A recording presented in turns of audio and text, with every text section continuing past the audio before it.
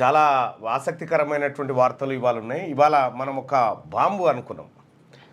ఏందా బాంబు, ఏం పేల్చబోతా ఉన్నావు? ఒక ఆయన ఏమన్నాడంటే బాంబు పేలుస్తామంటే నీది కూడా పొంగులేటి శ్రీనివాసరెడ్డి అటువంటి బాంబేనా? Okay okay.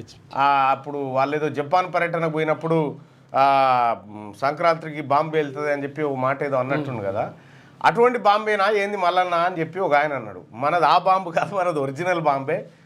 సో ఇప్పటి వరకు బీసీలకు 42% రిజర్వేషన్ల విషయంలో ముఖ్యమంత్రి రేవంత్ రెడ్డి గారు మీనమేషాలు లెక్కిస్తూ ఉన్నాడు. మా లెక్కలు చెప్పమంటే గ్రామాల వారీగా కులాల వారీగా లెక్కలు చెప్తలేడు. ఏదో తూతుకు మంత్రంగా 56% అని ఆడ రాసి కాగితం బారేసాడు. దానికో అవ్వలేడు అయ్యలేడు, అదొక దిక్కుమాలిన లెక్క. మా లెక్కలు పెట్టమంటే పెడతలేవు, మా లెక్కలు పక్కాగా చెప్పమంటే చెప్తలేవు. మరి మా ఉద్యోగాల సంగతి ఏంటంటే మాట్లాడవు. మా స్థానిక సంస్థల ఎన్నికల్లో రిజర్వేషన్ల గురించి మాట్లాడవు. ఈ బీసీలకు పెడతా అన్నటువంటి 5 ఏళ్లలో 1,00,000 కోట్ల బడ్జెట్ గురించి మాట్లాడవు, అసలు బడ్జెట్లే పెడతలేవు.